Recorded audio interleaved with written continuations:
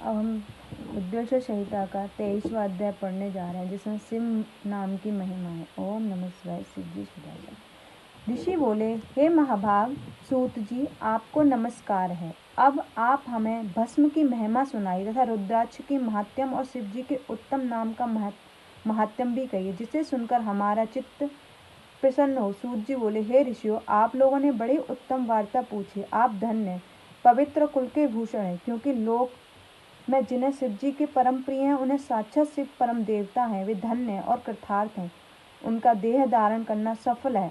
जो शिव जी की उपासना करते हैं, मानो उन्हें अपने कुल का उद्धार कर लिया। उसी का मुख पवित्र है। जो शिव शिव कहता है, वह सर्वदा शिव जी को नमस्कार करता है। हे ऋषियों, शिव जी का नाम विभूति और रुद्राक्ष, ये तीनों महापुण्य रूप से त्रिवेणी फल के समान कहे गए हैं, और इन तीनों के नित्य अपने शरीर में धारण किए रहता है। उसके दर्शन से पाप दूर हो जाते हैं।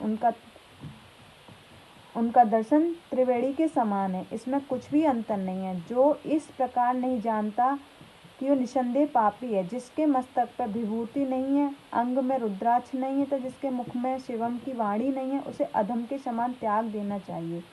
शिव जी का नाम गंगा, विभूति, यमुना तथा रुद्राक्ष पाप नाशनी सरस्वती हैं। जिसके शरीर में ये तीनों हैं, ऐसे भक्त के दर्शन से त्रिवेणी के स्नान के समान फल प्राप्त होता है।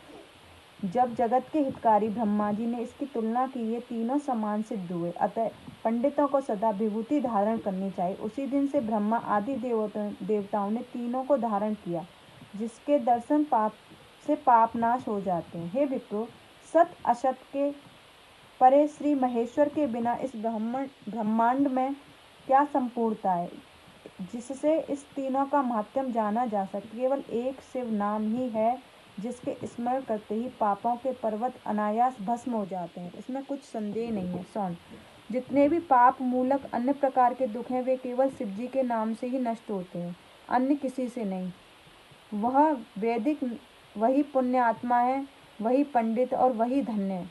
जो मनुष्य इस पृथ्वी पर शिव जी के नाम जप से आसक्त रहता है, मुनि जिनको शिव जी के नाम जप में विश्वास होता है, वे दिन रात उसी में लगे रहते हैं। क्योंकि शिव नाम से जितने पातक नष्ट होते हैं, संसार में मनुष्य उतने ही पाप नहीं कर सकता। शिव नाम रूपी नौका को पाकर मनुष्य संसार रूपी सागर से तर जाता है। ब्रह्मा हत्यादि अनंत पापों का राशि शिव नाम के लेते ही शीघ्र नष्ट हो जाते हैं। ब्रह्मा हत्यादि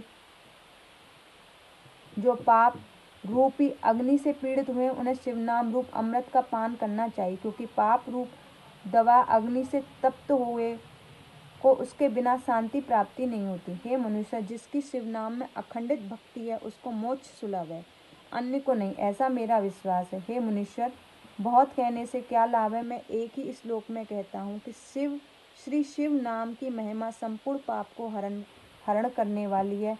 शिव नाम के प्रभाव से मनुष्य उत्तम संगति को पाता है। पूर्व काल में इंद्रधुम्न नामक एक बड़ा पापी राजा था, जिसके शिव नाम के प्रभाव से उसे उत्तम गति प्राप्त हुई। हे द्विज श्रेष्ठो, यह मैंने तुमसे शिव नाम की महिमा कही। आप संपूर्ण पवित्रों का भी पवित्र भस्म महात्म्य सुनिए। इति शिव महापाठ संहिता का 23वां अध्याय समाप्त। जय गुरु। शुक्राना गुरु।